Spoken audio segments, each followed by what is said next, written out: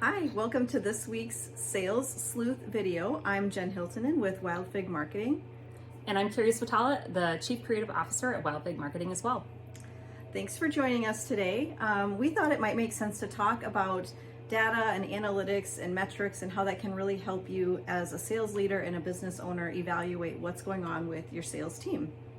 So, Jen, when we think about sales data and analytics, how are they important for you as a sales leader? Yeah, I think the biggest thing for me is really being able to track, are the right leads coming into the business? And if not, how can we adjust content to make sure that that right lead is coming in that's really matching who we're trying to talk to and to help us reach our goals? And the other thing is tracking all the other things that we like to see, right? Like how many leads turn into exploratory calls and exploratory calls into next steps and eventually close wins, right? So all of those analytics are really important to watch as a sales leader. And are you looking at those, that sales data and analytics in HubSpot every day? I am, yeah. And HubSpot makes it super easy to look at lots of analytics. For instance, you can tie your email into HubSpot. So if a lead opens up an email, you can see real time that they've now opened that email and are reading it and hopefully thinking about you. And that's why they opened it. The other thing that you can do is you can click and look at their record to see if they've clicked on proposals or other attachments that you've sent over to them as well. Which I imagine would also be important, making sure that the prospect did get said proposal, but also like if you can see them, just like when we track our email open and click results for our email marketing in general, we're looking to see like who's engaged. And didn't you have one prospect that opened it? How many times was it? Yeah, I was in a meeting and I kept seeing this notification pop up, and it ended up when I got done with that call, I looked, they had opened up an email 13 different times, and I couldn't understand what was going on. Like, is this really good or is this really bad? Because it's somebody that I hadn't talked to in a little while. So yeah, 13 times they had opened that email. So for me, it was telling that something was about to happen. Yeah. And we also had another situation that was kind of interesting with a client or a former client who had left us because they had to go a different direction. And we kept in touch with them, but I think we were on a call or something like that, and it kept popping up like our notification from HubSpot that this client had opened this email over, and then they had opened this email, and then they opened this email. And I was like, Jen, are you watching this? I mean, it's kind of probably scary for some people, but it was really cool. Like, we knew something was about to happen, right? So they had switched to their other company, and this was probably going to result in, a call to us, and it did, in fact, have another conversation about working with them in a different capacity. So it is really interesting from that perspective. I think that's probably one of the biggest things that I track, is just being able to see, kind of who's opening and who's engaging with the emails. And then obviously when you start to see that frequency increase, that something's happening.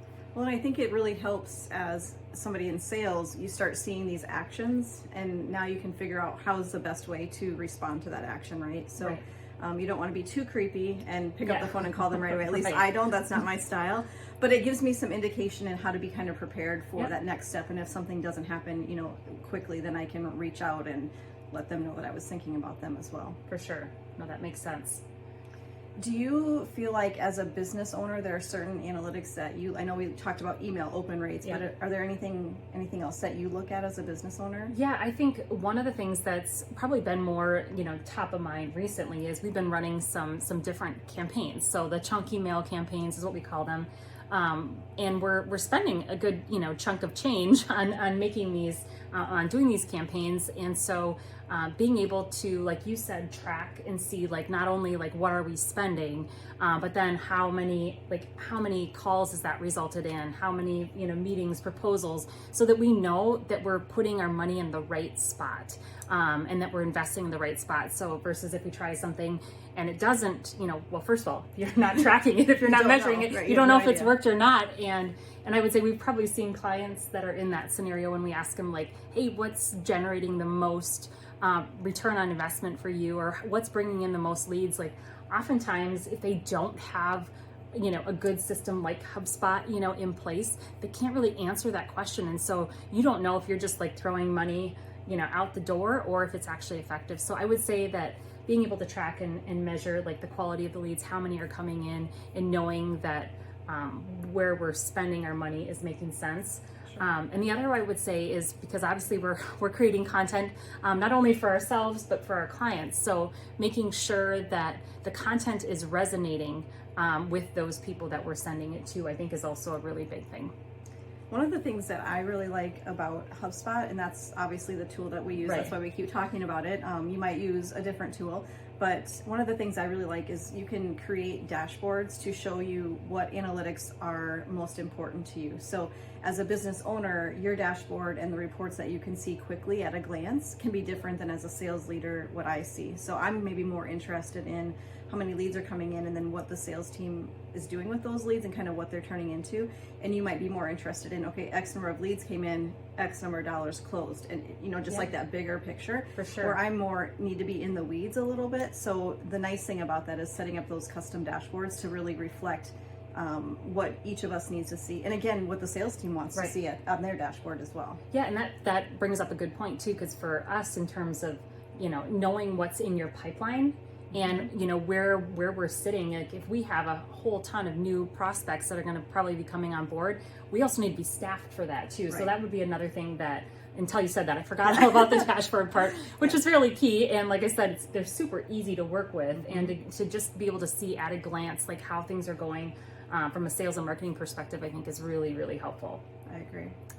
So what metrics are you currently focusing on, or like which ones are you looking at every single day? I think the big one for me is getting that lead into that exploratory call, and then what does that turn into next? Because if they're not moving from lead to exploratory call, we know it's not a good fit. So I really focus in on that, and then from exploratory call into those next steps is also really important, because it just solidifies that we're talking to the right people, we're putting the right content out there, and then we can kind of know what's coming down for work. So I think that's probably what I look at the most every day. Okay, cool.